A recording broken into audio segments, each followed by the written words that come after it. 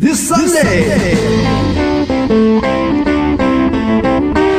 Every Sunday, side by side at the microphone, from the green light to the speed trap, Chris Switzer and Ray Carino calls them as they sees them, and you better believe them. Here, relevant news, biased opinions, and outright bullshit regarding every aspect of automotive culture. Gasp at mechanical trickery never before revealed over FCC-regulated airwaves. Thrill to the explosive tension as Chris and Ray cuss each other down the track and barrel roll across the finish line, laughing at certain disaster as they shake hands with the devil. All that and much more this Sunday at high noon on the Motormouth Radio Hour. Call in and speak live with the Wizards of Speed and live feed, Chris Switzer and Ray Carino. Bring the whole family. Kids under 12 get in free. Every Sunday at noon on WHPC. Take the Long Island Expressway to the Meadowbrook Parkway and look for the sign saying no parking on the expressway and no express service on the parkway. Go right on Highway 24 to Garden City. $2 all-day parking includes Pit Pass. Sunday!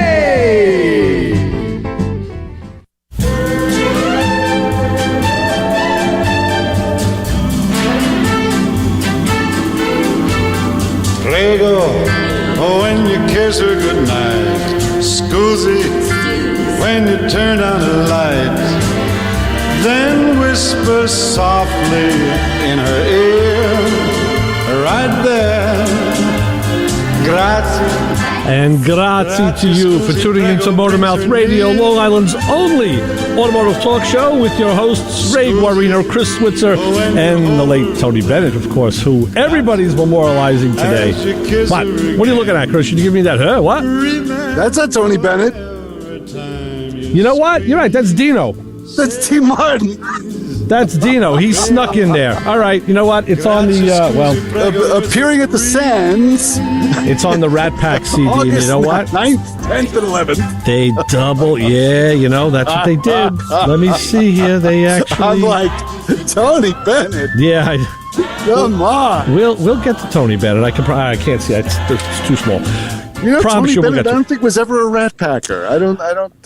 He's on this CD with them. Yes, he is on the. I don't recall. I mean, I could be wrong. Yeah, I have to think back to my Rat Pack history. Yeah, it might have been just a one-shot appearance or something like that. Could have been. Yeah, that's all right. We'll memorialize Dino too, because he's another one of the good ones.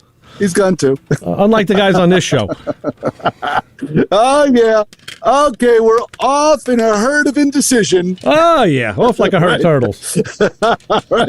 Right here on Motormouth Radio, where we talk about cars and you talk about us, and whatever you say about us is none of our business unless you say it on the air. I don't know. Yeah, something like that. Hey, that's very true. I want to make a shout out today to one of our older listeners, not older in age necessarily, but just older in years. You remember Doc from North Dakota? Heck yes. North Dakota. No, was it Montana? Montana? Was it Montana? Westby, Montana, I think it was. Right, Westby, but we have to look that up and see if that's in North Dakota or in Montana. Wait a minute. Now, I'm pretty sure it was a state that had two states. Maybe it could have been North Dakota. Let's see. I don't even know if I'm pronouncing the name right. It was something like that. Yeah. Westby. Oh, Westby, yeah. Well, anyway, Doc reached out to us today. I got a Westby, Montana, yeah. Okay, maybe that was it. That could be it. Okay. Hey. Okay, so you're 2 for 2 today. You know, I don't keep score, and You want to start the show again? You know, yeah, maybe. Just like on Thursday night, we had to go around where Brian and I, between the two of us, we were able to complete one cognizant thought. Oh, so I love when that happens. I said at least each of the halves of our brains are working, and that's the way it goes sometimes. You know, what are you going to do? Of course, no, I totally get it.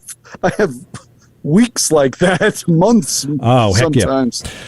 So Doc had reached out and asked. He says, "Hey, I haven't seen you guys in a while. You know, he was wondering why he didn't see us on our the downloads or the uploads on our website." And I told him, "Well, we're redoing things." And I told him, so this goes for everybody else. If they want to find older shows right now, we're backed up. We have to redo the website. But you can go to iHeart or Spreaker, Spreaker.com, and you'll find WHPC. And from there, all of our stuff will come up. It's all there.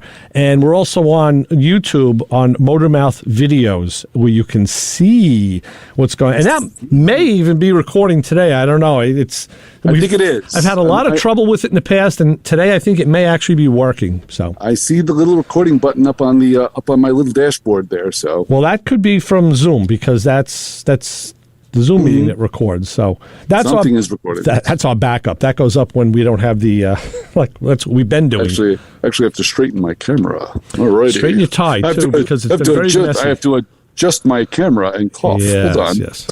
Okay, there you go. Yeah. 516-572-7440. That's the phone number to get a hold of us. Hey, do you want to try this? What is this? More new technology. More new technology that we could screw up. Why not? Listen, what could go wrong? What could go wrong? That should be the mantra of this program. It's like, radio. What can go wrong? We got to follow Joe's mantra, Joe D, where he always said, listen, is something going to explode, puffocate, or smoke out? No, if not, okay, try it. So try it, exactly. Well, we're going to try the text-free option. Yeah. Where if you don't want to call us, you can text us. Now, mind you, this is new. So please bear with us. But the text number is, so get out your crayons and sit down and write this on the wall, 203-670-4127. That number again, 203-670-4127. And I promise you, no technology will be harmed in the broadcast of this broadcast. Let's try this technology, too. With a good old-fashioned phone call, we'll say, hi, caller, you're on with the Motor Mouths. Hey, good morning, Chris and Ray. Hey, Cliff, how are you? Good. What's up, Cliff? I was all the way out past Huntington and getting your signal out here. I'm very impressed. That is impressive, because the rocks and hills of the North Shore are not kind to us. And you have gotten Spanish music and us at the same time in the past. I know that. I have, especially coming through like certain boroughs and stuff. But I think Chris must have hooked up a CB Linear, his Chrysler 300. Maybe he's got it working the signal through his Chrysler out of Connecticut. I don't know what's going on there. Right. Cliff, I got it standing on the front bumper. It's pointed straight up. Nice. I just wanted to say I was at Rick's house last night, Ray, and I'm very proud to see his wipers are working. Yes, we got the wipers on the 72 Corvette working this week, and it went without a hitch. It was very good. So I'm glad that he's showing that off to everybody. That's cool. It's, Ray said Ray came over with all his doodads and gadgets and wires, and he goes, he's into this, man. He knows his stuff. 3 tool bags, all sorts of crazy stuff, and whatever. Yeah, now we're going to attack the Mustang next. That's going to be the next project. Very cool. Tune up, neutral safety switch, rebuild the shifter. Yeah, we're taking care of it. We're taking care of business. All good. Yeah. I just wanted to check in and say hi, and you got your way out here in Suffolk today. Very good, Cliff. Excellent. Thanks for the report. See you guys. All right. Show. Talk to you later. Take care, Cliff. Thanks. Excellent. So you got a set of windshield wipers to work on the 72 Corvette, which is a very unique vehicle when it comes down to wipers, if I can remember correctly. It was the wiper motor. Oh, because there's that little door. Yes. That sits at the base of the windshield that has to pop up to clear the wipers. That's correct. So the wipers can clear the body. And if that doesn't come up or come up enough, the wipers won't activate. So there's about, now this is going by the fellow who's at Corvettes Unlimited, who sold us who sold Rick the wiper motor. There's like 14 different things in that circuit. Forget battery switch wiper mode. No, there's, because under the column there's a switch. It's like a vacuum switch with 2 other switches. I don't even know what the heck I didn't have to get into that, but you basically have to pull that. The door opens up under vacuum power, so you can't open that unless the car's running, because there's no vacuum reserve. So you have to start the car. Turn that on. Actually, you got the switch, you got a relay. The vacuum opens up that door, and then when the motor gets power, the wipers will activate, and you have 2 speeds. Now, the interesting thing that he told us, which really made us look at each other and scratch our heads and wonder if we should go back and diagnose again, but He said the switch is in the center of the dash, all the way up, right under the top of the dashboard, the actual electrical switch for the wipers, right? Got it. Off, right. low, high. He said that switch has to be in, and that completes the ground circuit. So he said a lot of guys will pull that switch out to check it, and they'll do that. They'll remove it from the dash, check it, then turn it on, and the wipers won't work, and they'll think the switch is bad. Or the motor is bad.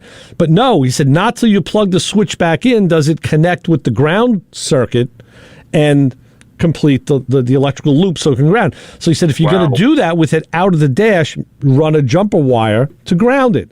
And I was like, wow. Now, I didn't have the switch out. Rick had it out previously. So now he's asking me, wow, is that about... Now, I didn't think it was a problem, but then the guy tells us you can also put that switch in onto the connector upside down. It can go in the wrong way.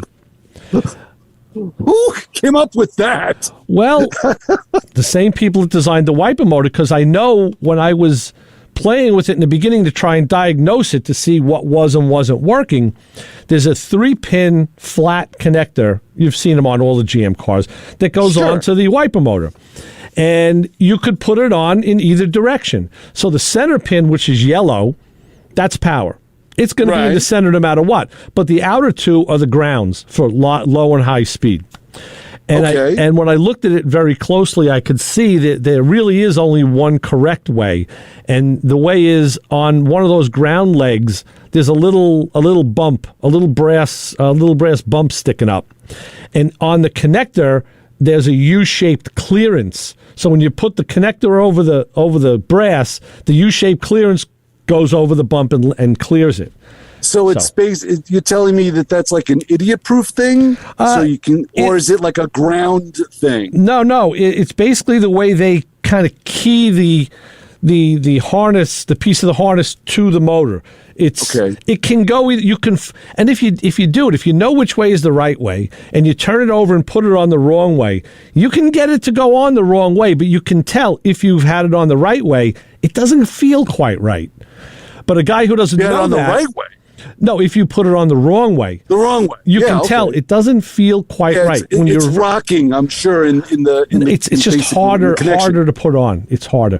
So that was just GM's way of doing it. Like a lot of connectors have a little tunnel, some kind of bump out to kind of key it. Some notch. So that was a way to key it in. So we were hip to that. So we said, okay, we know that's not the problem. So, bought the motor, put it in. And, reverse procedure. And there's actually a ground strap. Dougie clued me into this. There's a strap on the motor, and I remembered seeing that years ago that was missing off of the one that was in the car.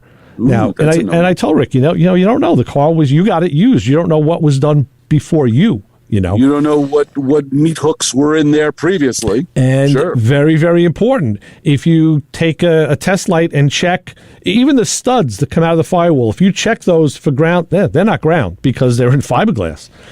The grounding takes place through the wiring harness is what happens. Oh, wow. And there was a separate. So we got all that figured out. Ricky got some good schematics, and we looked at them and got it all straightened away and done. And now he's got wipers. So just to let you know, we got our first text. All right. Here. Yes, and it says, I would like to speak with you about your car's extended warranty. Funny guy. Nice. Funny guy. Trying to find that phone number again. You know what keeps happening? The TikTok install keeps coming up, and I'm like, I don't want TikTok. Go away. See, I thought we would be using the number here that was the WHPC. I thought we'd be using that number. That's what I thought. Maybe I'm doing this wrong, but we're gonna keep going. We're gonna keep plowing ahead. Well, what if 203-670-4127? That's our text. Why don't we try this? Why don't we send a text to that other number and see what happens, just for the heck of it? I think our illustrious program director may get it. He might. We should try that. Send a text to that number and see what happens. I don't know. So. Yes, and I think that came from. I think that text came from Justin. Okay. Your buddy Justin Slingshot himself. Oh, cool. Say how do All American Gas. All American Gas Hot Rod Shop up in Saginaw, Michigan. From Michigan. Great hey, guy. Justin. Yeah, cool. Glad you're listening and paying attention to us, which is because we've been screwing it up since the show started. Now call and talk to us because we didn't have Justin on Thursday night. I missed him. What? I didn't see Justin. Yeah, hey, listen, people are busy. They don't have every. We were talking about something kind of cool on that show the last 2 weeks that I had no idea about. Totally new to me in the world of automobilia. Wait, you? Yeah. Something that has enlightened you automotively? Wow. Yeah, we were talking about, Louis Lee does leather work, all sorts of different leather work, and Yes. he was talking about using mushrooms. He's talking about mushroom interiors, and it's this new thing where they use mushrooms, the kind that grow in the ground, and they make a leather-like material out of it that you can now do seats, and you can make anything you make out of leather, you can make now out of mushrooms. Good God. And how is the durability factor? They of say something very like that? good. They say it doesn't smell like leather. It has like an earthy tone, probably like smells like a salad. I guess, yeah. So 2 weeks ago, we just kicked it around amongst ourselves and had 1,000 questions. And this past week, Lewis had a fellow on who's from upstate New York in Orange County. I don't remember his last name, or else I'd mention. And he has a shop. I should have brought the info. I have it all at home. And he did a 65 Corvette for Downey. What's his first name? Downey? The celebrity, yeah. The Robert Downey Jr., yeah. And the car went out to win all sorts of awards, and it's got a mushroom-made interior in it. Wow. Yeah, so the things that you hear about in this, in this venue is like, wow. Come on. Well, how do you clean that? I mean, do you use soap and water? Do you use water at all? Because I'm thinking, the way mushrooms multiply, you clean your driver's seat with scrub it with a little bit of water. You can end up with in a Corvette, you have 2 seats. You're going to end up with 3. Well, it's probably like, I don't know. It's probably like, maybe an 8-to-1 mix of water and a little ammonia. It's clean. No, you know what? At that point, it's now like an inert thing. And no one that we've spoke with knows the real science behind it. These aren't the people who make it. These are just people who are working with it and using it. Right. Right. So he did say durability was fine. Working with it was easy, just like leather. It was, but it's just an organic. It's not cow's hide, it's mushroom hide. So that's amazing. Whomever that person was that was able to marry those two together to say mushrooms, leather material, mushrooms, leather material. It's like you never would in a million years think that those two would go together, but somebody probably on mushrooms at that very moment was able to figure that out. Lewis had showed a New York Times article 2 weeks ago, and it was a couple. I think they looked Asian to me, and they were apparently credited with, the onset of this, with doing this, and now I guess it's gaining popularity, and stuff looks beautiful. It's phenomenal. I was going to say if it's dyeable, yeah, and the dye is able to take on material like that.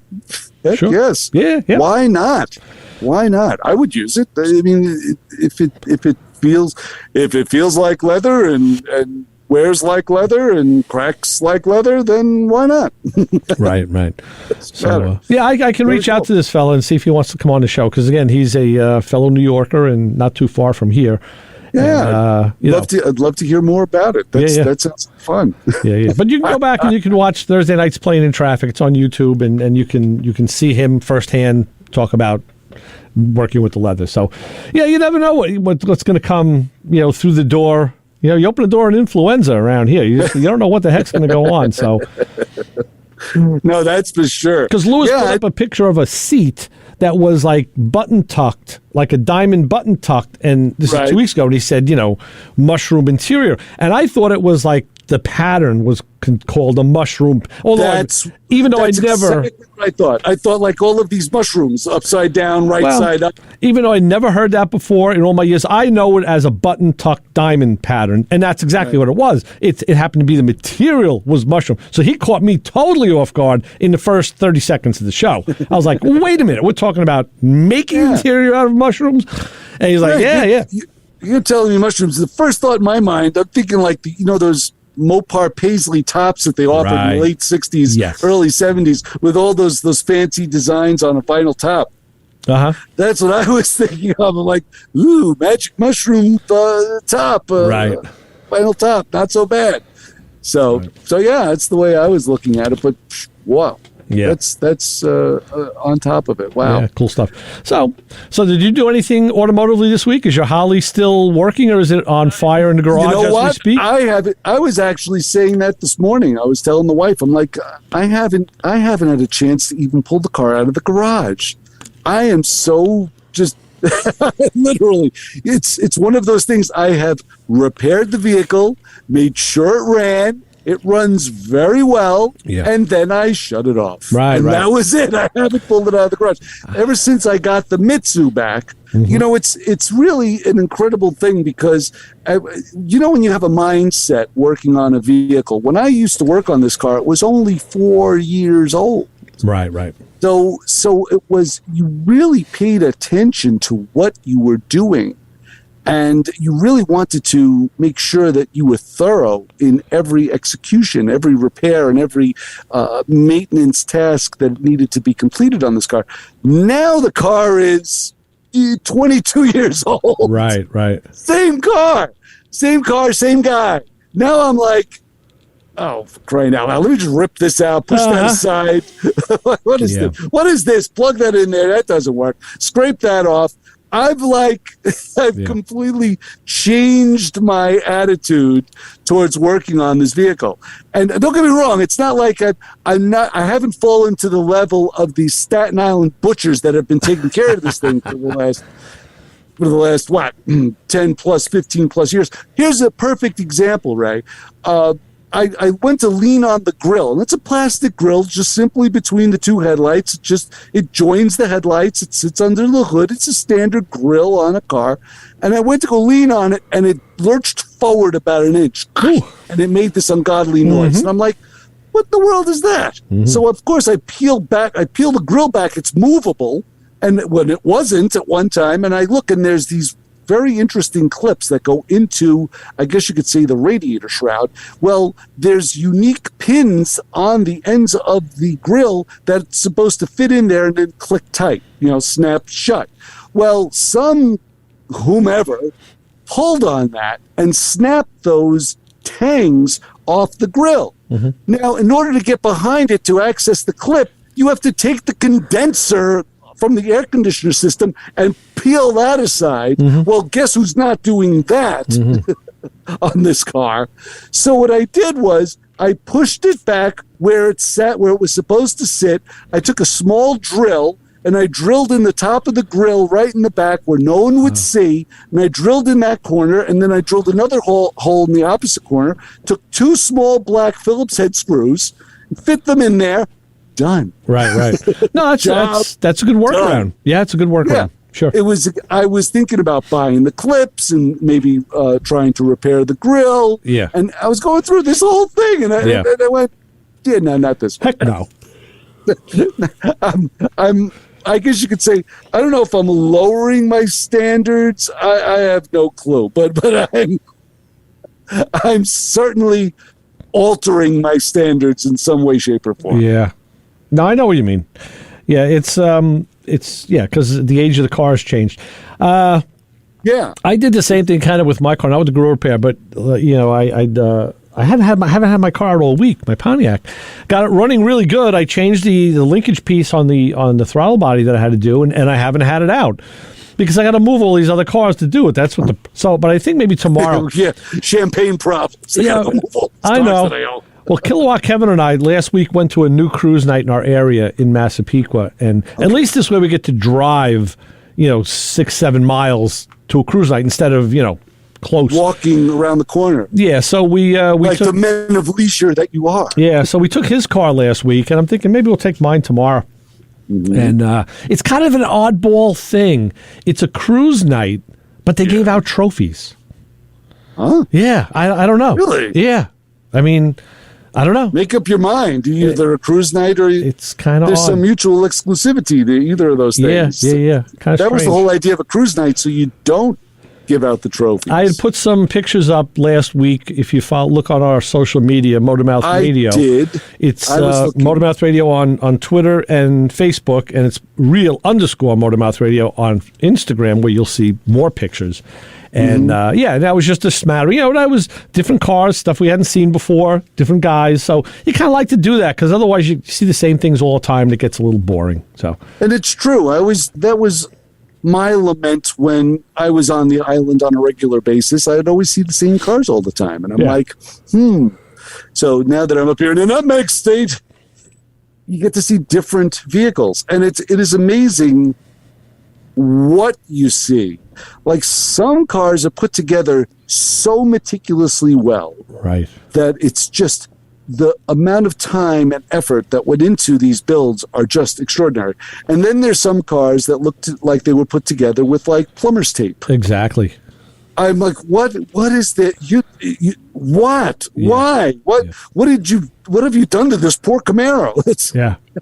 It's just it went from tacky to tackier to tackiest to tack cloth. Right. I'm like, wow, dude, get this home. This is an eyesore. Get it home. So I don't understand it. A lot of times I don't understand the gambit. I know. I mean, it's so funny. I'm not one to judge. If people see the vehicle I drive, they're going to point and laugh. I'm not to judge, but I try. Yeah. I make an effort, not something that you're going to totally slap together and call it, I don't know, something one would appreciate. Well, I'll tell you what else we make an effort to do, and that's to keep on schedule here. So let me tell you that we have a weather update, which is this forecast is powered by Pentanos with locations in Hewlett, Uniondale, Garden City Park, Freeport, now in Levittown. Today it's nice. It's in the 80s. It was a clear blue sky coming in. It was just very nice. It's been these evenings are now, even in the evening, it's down into the 70s. Nice to sit out on the deck. It's going to be like that way tonight. It's going to be maybe a low of 71, depending where you are. I thought they said this afternoon there may be some clouds rolling in with a chance of a shower in some spots, not all. So I think we'll be safe from that. And so that'll be nice. And also on Saturdays around here at 11 a.m., there's a great show called Full Irish. Now, the Italians, we get a lot of abuse. We get a lot of attention too, maybe because we're so abusive. But now you can listen to Full Irish. It's a program that provides Irish music and news of interest to the Irish American community, hosted by Gary Power. You want to check that out Saturdays at 11. Do we have an honor group of the hour, Chris? Wait a minute. Are there any bagpipes in that show? There might be. Oh, boy. Yeah. Are there any bagpipes in the honor group of the hour? Oh, no, there isn't. But there's a beautiful forecast out as I take a look out the WHPC weather window here at the Nutmeg State Central. Very nice day. Highs will be topping out mid-70s, low humidity. On a clear day, stop and look around you, and you will find the Motormouth Radio Honor Group of the Hour. If you find a mystery stain in your car's front seat, and you don't know how it got there, you're part of the Motormouth Radio Honor Group of the Hour. Is it a dead bug that's melted in the heat?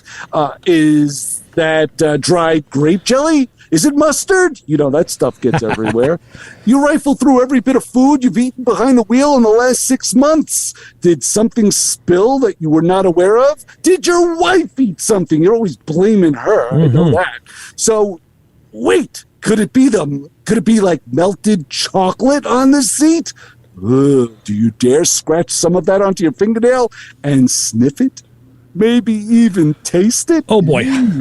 Well, if you found a mystery stain in your front seat, get the scrub brush and revel in the fact that you were part of the Motormouth Radio Honor Group of the Hour. Excellent. All right, with that, we'll get down to business, and we will do as promised. We'll get back to Tony Bennett. And we'll be back with more Fun and Frolic, where you can call us at 516-572-7440. Until then, stay tuned for just a couple of minutes. And we can see pictures of your lunch. Nice. That looks good. Ray and Chris will be back. This text thing's really working out. That's cool. We'll be back with more Motormouth Radio, 90.3 WHPC. Hit it, Tony.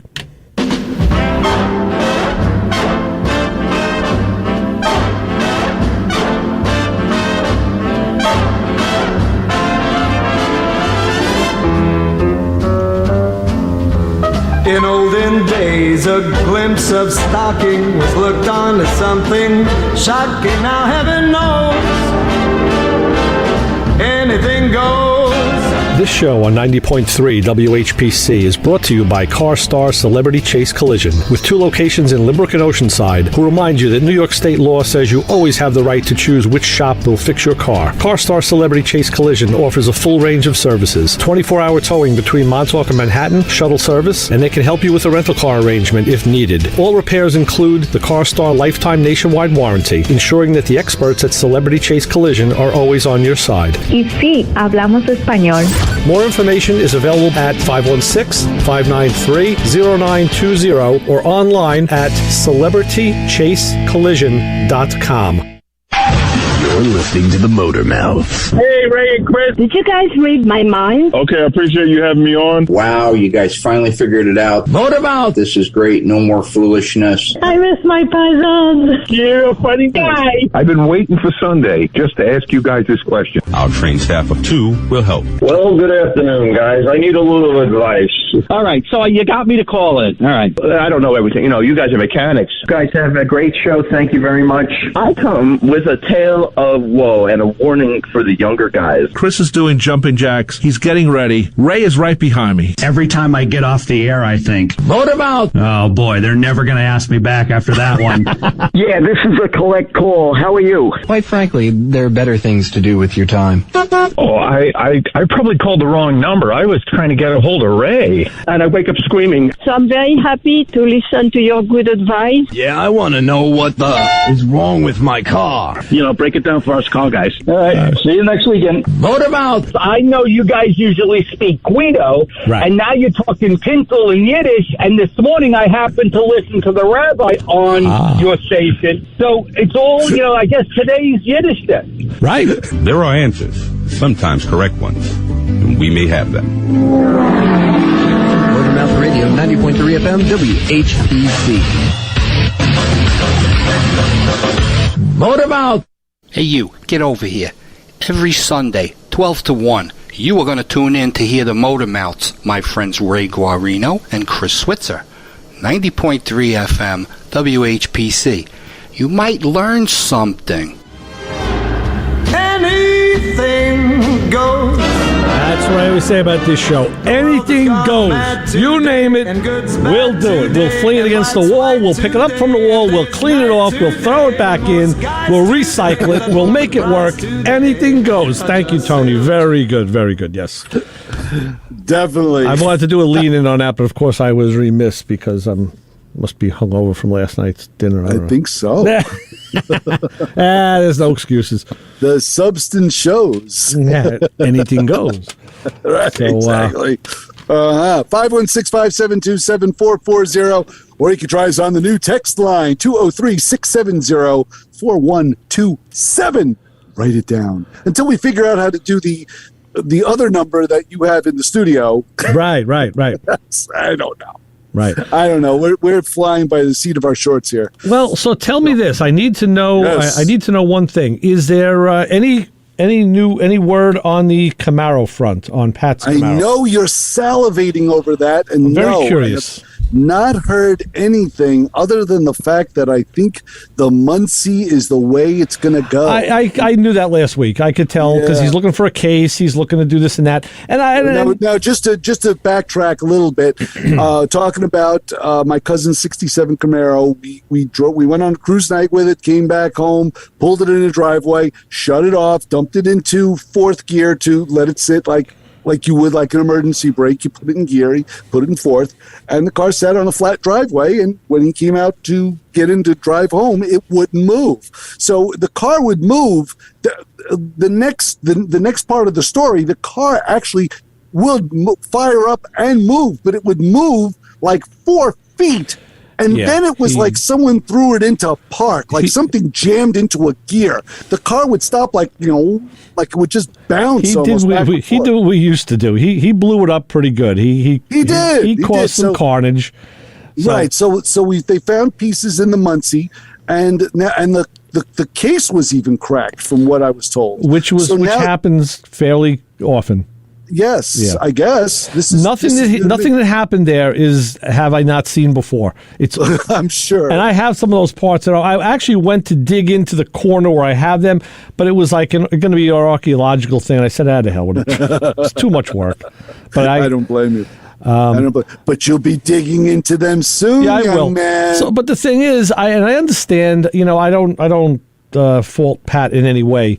Of course, we gave him the option of stepping up now to a modern 5-speed transmission, which I thought would be the better idea. Oh, really changes that car, any car, so much.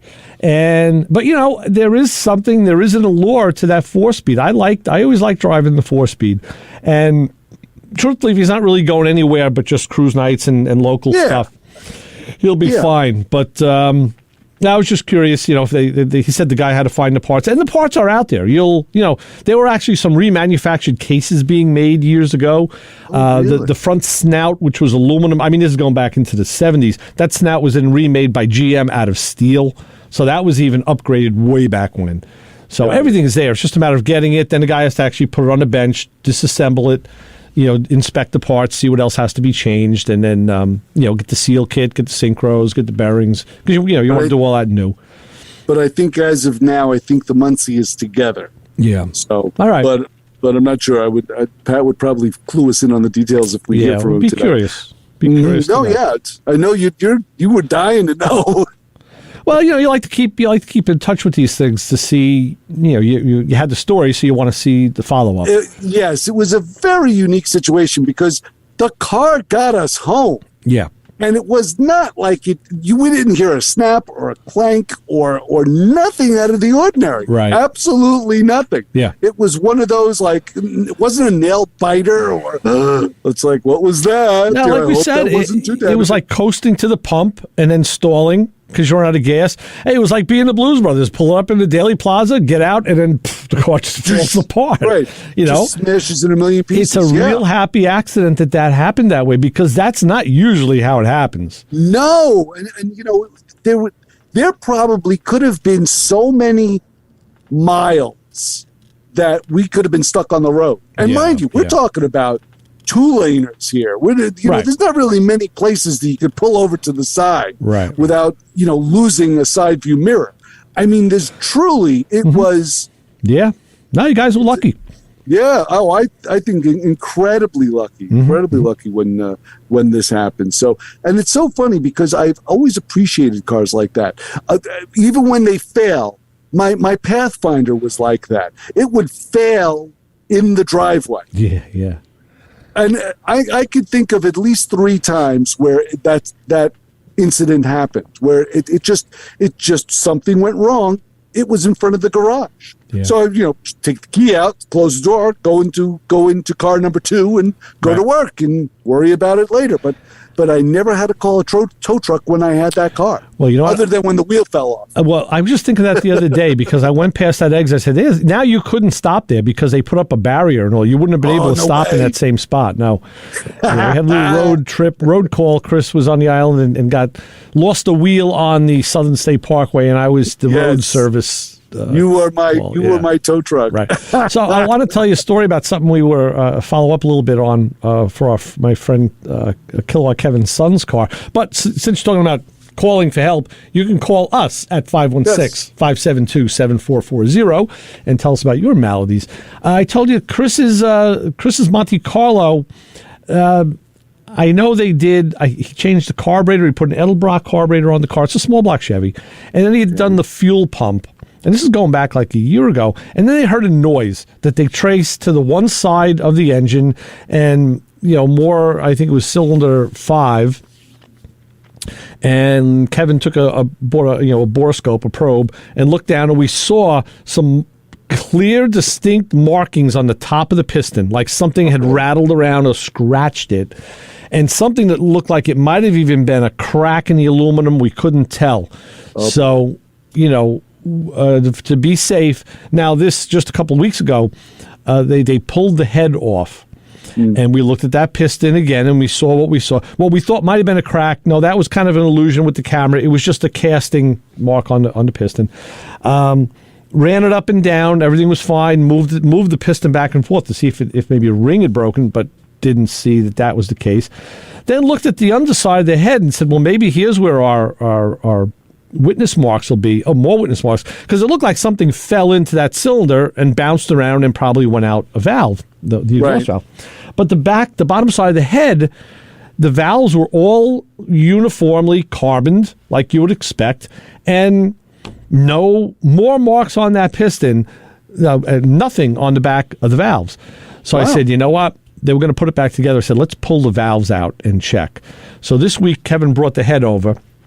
And we're in the garage working on it. Of course, we had one of those deluges in the afternoon as we're in the garage. I said, well, we're not going anywhere now. And pulled the valves, although it was very hard. Even when we took the keepers out, the valve and springs didn't want to move. We had to whack them with a soft mallet. Okay. And again, saw perfect valve guide seats on the valves. The valve guides themselves, one of them was a little oblonged, which happens over time, but didn't see any chips, cracks, broken pieces. No deformities. Nothing it was almost like something came through the intake valve, rattled around, and went out the exhaust valve, and only left marks on the top of the piston, which is bizarre. So we did notice that the whatever valve guide seals were in that engine were petrified and hardened. So this is where, I went over on the other side of my garage. I have a whole collection of open Fel-Pro gasket sets because you don't always use everything that's in the gasket set.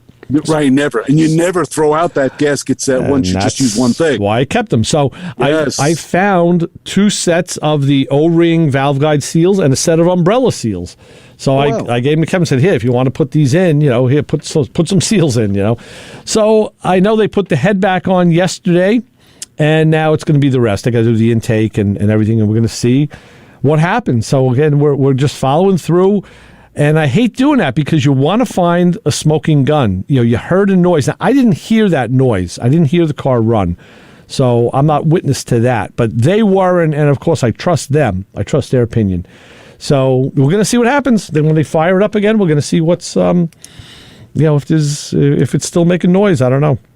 That is my fear with that Mitsu 3.0. It's got a rock in its idle. It's just got a rock that it never had before. Yeah. Just erratic idle, but you kind of know when you put your hand on it what kind of erratic behavior it is most of the time, and this is just it's the same. It doesn't fluctuate. It's the same mechanical. Well, let me ask you this: have you thought about motor mounts? No, I don't usually listen to that show at all. No, not those guys. No, not Motor Mounts Radio. No. Never listen. No, not that. No, I haven't looked at that yet. No, you should, I have not. Because a mount as they age will definitely. That is actually a very good point. It'll give you it can give you a buzz, it can give you a shake, a rally, all sorts of stuff. Well, hopefully today when I get some time, I'm going to pull the plenum off again, and I want to do a compression check. I didn't think I'd have to. Okay. I thought with a P30301, which I had initially, I figured swap out the plugs. We're done here. Right. Plugs, cap, rotor. We're done. My good friend Rick, the glass guy, who's making the glass for my new kitchen table, when I went to his house last week, he asked me to bring my scanner because he had he threw a check engine light, and he wanted me to see what it was before he brought it in. Boom, P0304. So I explained to him it's a misfire on cylinder 4. I said, best case scenario, it's anything from a loose wire, a bad plug, or a coil, Right. Sure. So he brought it into the shop the next day, and they checked it, and the shop owner about a year ago had put wires and plugs in this. It's an Astrovan. And it ended up being he changed a plug and a wire. That was the problem. It was a bad wire. And then problem solved. I'm like, you got off on the easy side of that one. Oh, yeah. They're not always that easy. No, definitely not. And I thought this was going to be a softball, but putting a set of plugs in this thing, I turned the trouble code from a P30301 to a P0300. Right, yeah. And with a set of plugs, and everything I'm pointing at or everything I'm researching is like bad plugs. Yeah. And of course, I'm having this argument with myself because I'm like, well, the plugs are new. And then I hear you say, new means. What does new mean, Ray? Oh, I can tell you what new means. You know, when I found the new plug and I went, oh, these plugs are new. You said to yourself, Guys, we all know what new spells. never, ever work. That's right. Thank you, Joe. Yes. So I don't know if I should just go for another set of plugs or what. The problem I'm having now is none of my scanners can separate the cylinders for misfires. Uh-huh. And that's what I'm contemplating treating myself to a scanner that does that. You know what? But that's after the compression check. If the compression check comes out clear, I'm buying a scanner. Glad you mentioned this because there's a fellow we're going to have on this show. He's going to come in September. Kenny. He has a YouTube channel called Wrenching with Kenny. Check it out. This is a great channel. I love it. I was attracted to it because Kenny is he's a regular guy, and he's a mechanic. He's also a tech. He's a diagnostician, but he presents things in a way that you can understand. He knows people don't understand all the stuff he does, and he knows how to get around that. But his mannerisms and his way of showing you how he does these jobs is very, very easy to watch, and you'll learn something. Really? And and Kenny's going to be coming into the studio when he comes back up for a trip here to New York in September. We'll have him on. So check Wrench with Kenny. But he did a video on a scanner last week. And it was a budget-priced scanner. Kind of looks like a launch scanner, so it's a tablet style. Okay. And I'm thinking about getting one of these things. I'll tell you that. Because it has the capabilities of the launch, which means it has graphing capabilities. So you could put the graph of those cylinders up, and you can look at all of them together, and you can see which one is, if one of them is out or more. So check that out, Wrenching with Kenny on YouTube, and go back about a week, and he's holding the scanner up, so you'll be able to see it. Because it's so funny, you can get a scanner for like $300, $400, $500 that does the job, but I'm looking for something like in maybe like the $100 range. And the funny thing is, it is amazing how vague some of these scanner advertisements are. Yeah. They're incredibly vague. Where it's like, well, tell me how this thing works. How does one use this? What are some of the features? It'll just tell you full operational scan mode. Right. Well, they'll tell you kind of what it does. It's up to you to know what to do with it. Right. And I totally get that. If that's the way they're going to play it, that's fine.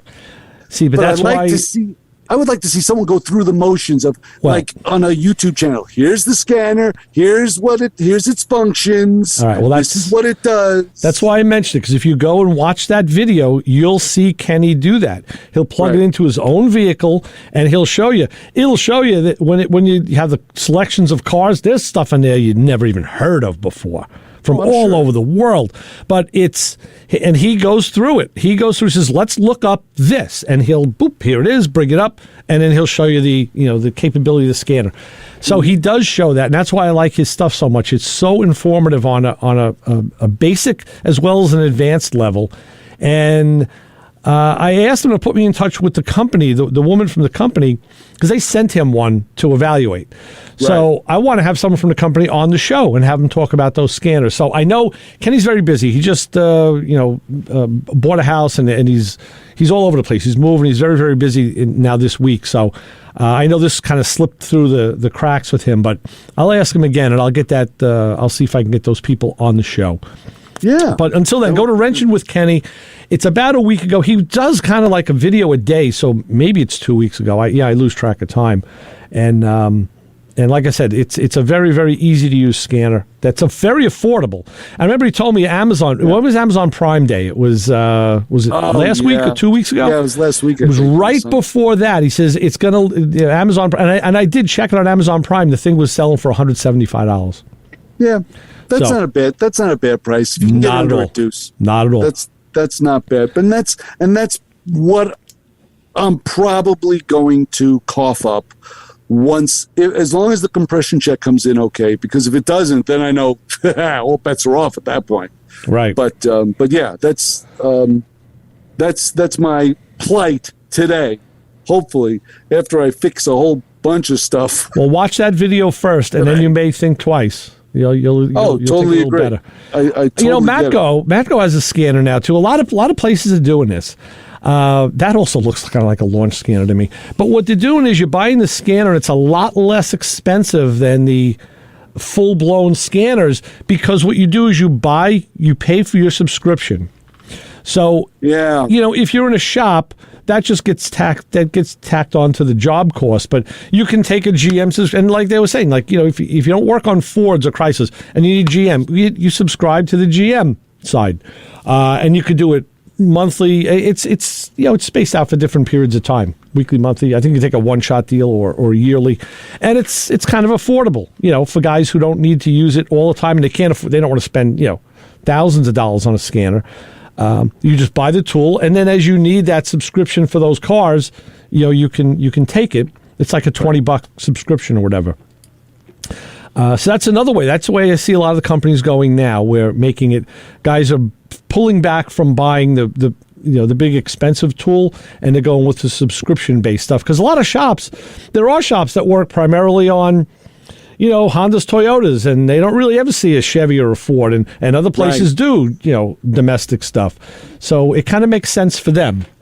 No, that makes perfect sense. You're absolutely right. And I think when if you're going for that software that's thousands of dollars, a lot of guys try and cut around that, do like some bogus software, and who knows if it works or not. Let's see if this is bogus. We'll go to the phones and say, "Hi, caller, you're on with the Motor Mouths." My bogusness couldn't even come close to topping your guys' stuff. Bob, how are you? I'm good. The clean or dirty version of foreign substance. The clean or dirty version of foreign substance. Where are you going with this? I was going to say, that sounds like any given Saturday night in my single years. Crazy Chris said stuff on the upholstery. Oh, okay. Right. God only knows what he was talking about, Bob. I didn't want to ask because I didn't want to poke that bear. But now that you did, thanks. So I'm going to have to give you version 2. I can't give you version 1 on the radio. Okay. All right. So Crazy Chris, here we go. Yes, sir. We're at the 1890s. I used to go there. I know that place. No, of course. How could you not go there? And Swift Kick was playing that night. Yeah, I remember that band too. Wow, Bob, this is cool. This is great. And because up and down Grand, there was always the emotion, and you had all these guys. Hammerheads used to be there. Sure. What was and before it was Hammerheads? I forget what was it? There was another bar, popular bar in that spot. It might have been OBI. Might have had a quick. No, OBI didn't have a run there. It was. I don't think so. Yeah, OBI had a run down in Island Park over by Speaks at one point. Yeah. Speaks. And of course, we saw Little Buster down the South Shore. All the time. That little stupid little bar on the left-hand side, that little dive that you kind of the floor dipped. Yeah, you used to go there every week. You see Buster there, right? Oh, it's great. Buster, my man. Yeah, all right. Yeah, well. What a joy watching him. All right, so version 2 was okay. We're leaving the 90s. I'm driving my friend Jody, male, and a couple other guys. I think we're going to go back down to Woodcliff, but I'm driving him home. Uh-huh. Right. And the foreign substance was he emptied his stomach on my parents' 71 Country Squire defroster dashboard. Oh, no, the worst place in the world. Oh, yeah. It was good. Oh, It was projectile, and he looks over to me, he wipes his face, and he goes, "I'm sorry." And I'm like, "Jody, don't worry about it." Can we go to the diner now? I had to drop him off with Ron Patel. Bob, one night I was in my 65 Biscayne wagon. Dead of winter. The 70s had the coldest winters in the world, man. It must have been like minus 100. I don't know. But I remember I had one of my buddies in the passenger seat, and we were out. Same thing, coming back, and I saw the motions. I'm like, open the window! Open the window! So he did, and all outside. Great. Everything's outside. We're cool. The next day, I come out and walk around the side of the car, and a frozen mold down the side of the car was everything he ate that day before, just frozen to the car, solid. Like, oh no! Oh no! Now, do you wait for spring or do you scrape it off? What do you do? Yeah, it was a bear. Yes, it was a bear getting that out of the defroster. On the dash. Yes, I say all of it went down the defroster, but a good portion of it. So I take a bottle of Windex, Yeah. And you just repeatedly just spray that stuff in there, and then you go to the car wash and try to vacuum out as much as possible. Good luck. So that's the clean version, okay? So I can't tell the other one. The other one was I know. Intimacy. We're gonna have to meet over a couple of cold ones one day and do that. We're gonna have to talk about that stuff. The other one is intimacy. Yeah. So, right. I can only imagine, Bob. I can only imagine. I lost the rear engine seal in the 6-liter. Oh no! Okay. Yeah, it's dripping too much. Right. It's got 200,000 miles on it. I'm going to try the Lucas, and then I don't know what my other options are. I really don't want to drop the tranny and engine. I don't know what I'm going to do. Right. Any suggestions? There is a guy. Try the Lucas. No, there is a guy I know in a shop right in. I guess he's not in Ocean. He's in Baldwin, and he changes engines and seals and trannies like daily. It's just the way he works. He does them fast, and he's very good. And I can give you his info. We're not going to endorse him on yet. So if you get in touch with me off air, I can certainly give you his info. He's fairly local. Saying he'll do this. He'll do the seal instead of dropping the engine. No, he does work like that. A lot of times, what he does is he'll pull the engine and then repair the seal and put it back in. And I'm like, what? But this is how he works, and he does it repeatedly all the time like that. It's just the way he likes to work. So. That could possibly work because the engine's still strong. I mean, I got 200,000 miles on it. Right. Mm-hmm. Well, get a hold of me offline, and we can. I'll hook you up. I'll give you his info. You guys have a great. I'm going to take you up on that. Okay, guys, Bob. Have a great week. Thanks, Bob. Thanks, Bob. Thanks for the stories. All right. Stay away from those defrosted vents. Oh, Jesus! The thought of that is. Thinking about that smell never goes away. Oh. No, I'd be pulling the dash out of the car. Oh, no joke. or spraying it with air freshener and selling it. Just dumping gallons of bleach down your vents, right? I had a 63 Cadillac that a guy who had cats living in. And when I tell you I could not get that smell out, I tried everything I could. Was it Maury Katz or was it his son Steve? I know a guy named Katz who lived in a Cadillac. I don't know if it was the same guy, though. Just asking. Well, he stunk too. But yeah, I actually had to sell the car to a buddy of mine who was well aware of the smell. And we got it to the point where everything was fine up until like weather like now. Right. Like July, August. You got a smell of it when you open the door. So. And the new smell we're getting is the smell of us leaving because we're done for today. So what do we tell the people waiting for me outside, Chris? Don't follow us home and keep your intimacy to yourself. You got it. Ray Guarino, Chris Switzer, Motormouth Radio out. We'll be back next week with a guest. Maybe not. I don't know. We'll let you know. Until then, keep what you got. Listen to Kim Thunder Road on 90.3 WHPC. See ya. See ya. Bye.